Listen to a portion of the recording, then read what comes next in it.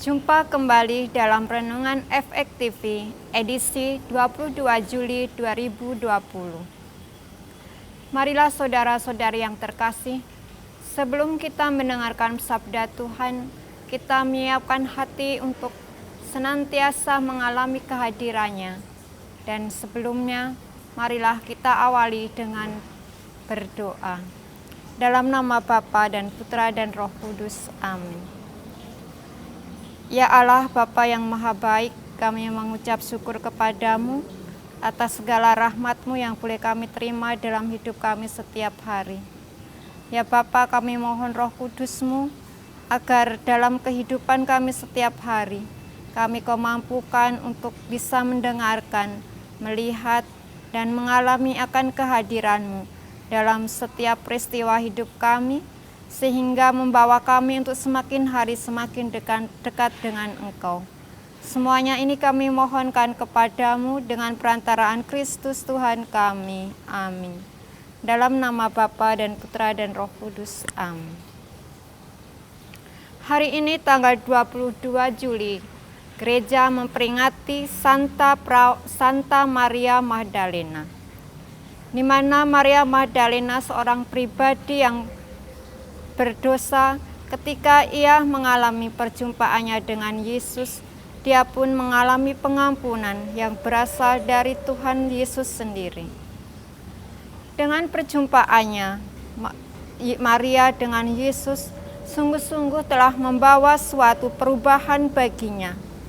Maria yang telah menyesali akan segala dosanya yang telah dia lakukan pada masa lalunya, sungguh-sungguh ia ingin menjadi manusia yang baru, di mana dalam penyesalannya dia tidak hanya dengan kata-kata saja, namun dia melakukan suatu tindakan kasih, di mana tindakan kasih itu Maria yang telah berbuat kasih, ia datang ke kaki Yesus dengan rambutnya, ia mengeringkan dan mengusap kaki Yesus dengan minyak yang mahal harganya.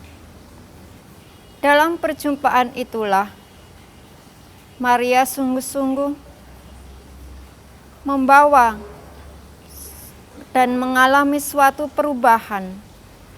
Dia mengalami kesedihan dan kecemasan ketika menyaksikan Yesus yang ia kasihi mengalami suatu penderitaan. Ia bahkan juga mengikuti jalan salibnya ketika Yesus mengalami penderitaannya itu.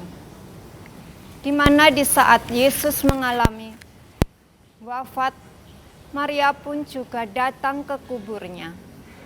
Ia ingin melihat dan ia akan mengunjungi Yesus. Namun setelah sampai di kubur, Yesus tidak ada di dalamnya. Ia pun menangis dengan sangat sedih. Namun Maria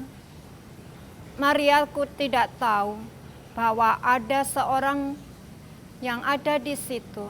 Dia kurang menyadari akan kehadirannya Tuhan, di mana dia mengira bahwa orang itu adalah seorang penjaga taman. Namun ketika Yesus memanggilnya, lalu Maria sadar bahwa Yesus telah hadir dan bangkit di situ. Nah, dalam kehidupan setiap hari, apakah kita juga senantiasa menyadari kehadiran Yesus dalam diri sesama kita, dalam setiap pengalaman dan peristiwa hidup kita?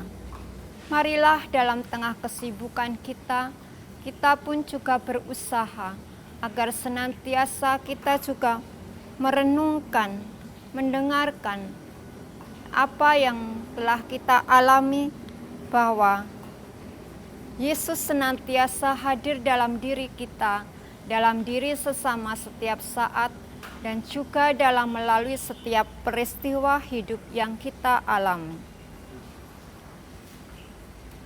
Marilah kita belajar dari Maria Magdalena, di mana di saat mengalami terbelenggu kedosaan kita juga berusaha untuk mampu mendengarkan, untuk mampu melihat setiap pengalaman dan peristiwa hidup kita, apa yang menjadi kehendak Tuhan, apa yang menjadi rencana Tuhan dalam hidup kita. Marilah kita belajar dari Maria untuk senantiasa mencari Tuhan dalam kesibukan kita, dalam kesedihan kita, dalam kecemasan dan kegalauan kita, sehingga kita senantiasa selalu mengerti dan memahami apa yang menjadi kehendak-Nya, sehingga kita tidak mudah jatuh dalam setiap pengalaman peristiwa yang kadang kurang sesuai dengan kehendak kita maupun keinginan kita. Namun kita senantiasa selalu bangkit dan selalu mencari Yesus, bahwa Yesuslah sumber kedamaian yang ada di dalam hati kita.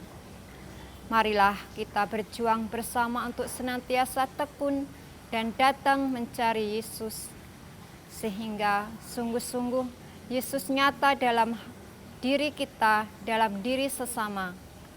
Tuhan memberkati kita. Amin.